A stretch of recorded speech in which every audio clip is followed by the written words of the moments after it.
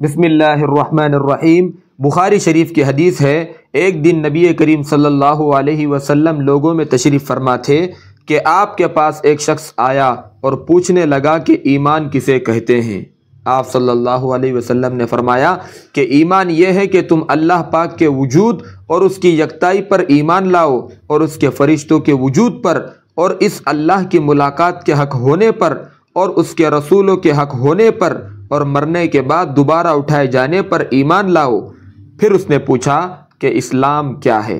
آپ صلی اللہ علیہ وسلم نے پھر جواب دیا کہ اسلام یہ ہے کہ تم خالص اللہ کی عبادت کرو اور اس کے ساتھ کسی کو شریک نہ بناؤ، اور نماز قائم کرو، اور زکوٰۃ ادا کرو، اور رمضان کے روزے رکھو۔ پھر اس نے احسان کے متعلق پوچھا۔ آپ صلی اللہ علیہ وسلم نے فرمایا، احسان یہ ہے کہ تم اللہ کی عبادت اس طرح کرو مانو تم اسے دیکھ رہے ہو۔ اگر یہ درجہ نہ حاصل ہو تو پھر یہ تو سمجھو کہ وہ تم کو دیکھ رہا ہے۔ پھر اس نے پوچھا کہ قیامت کب آئے گی؟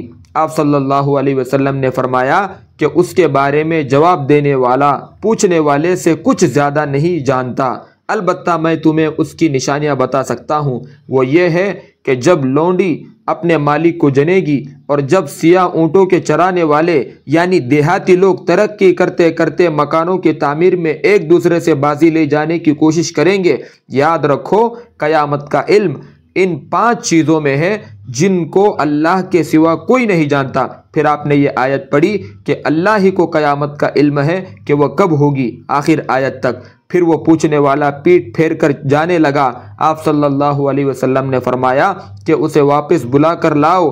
لوگ دوڑ پڑے مگر وہ کہیں نظر نہیں آیا۔ آپ صلی اللہ علیہ وسلم نے فرمایا کہ وہ جبرائیل تھے جو لوگوں کو ان کا دین سکھانے آئے تھے۔